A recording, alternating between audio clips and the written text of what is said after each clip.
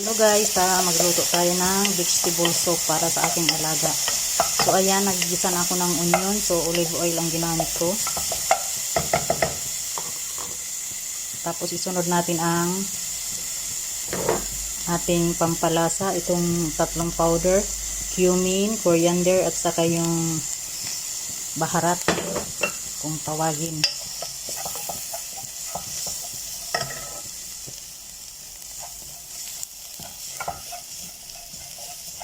Ayan, igisa-gisa lang natin siya.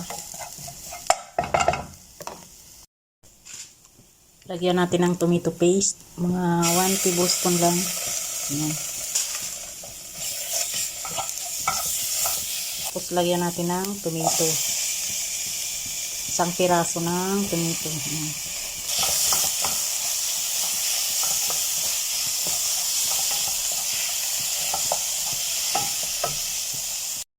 Lagyan natin ng tomato puree.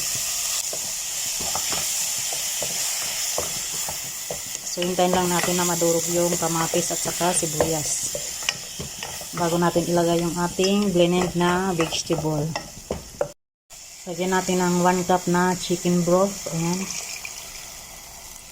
So, may timpla na yung ating chicken broth kaya hindi na ako naglagay ng asin.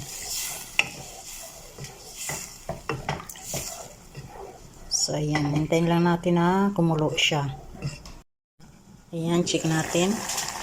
Ayan, kumulo na siya.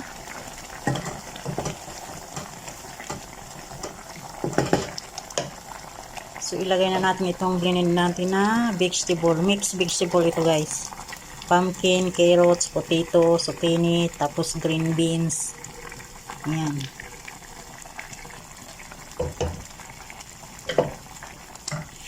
Para healthy ang ating alaga. Ayan. Haluin lang natin.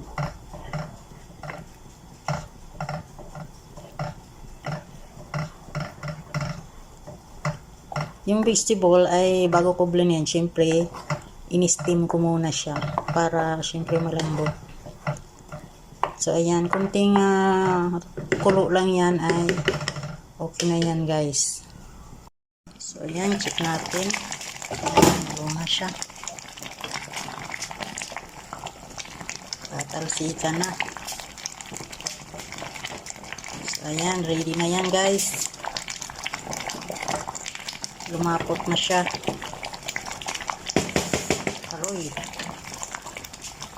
Talsikan na to.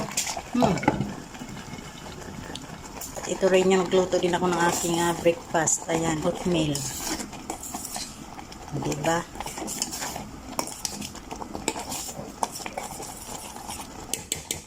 Oatmeal at saka milk. Ayan, yummy.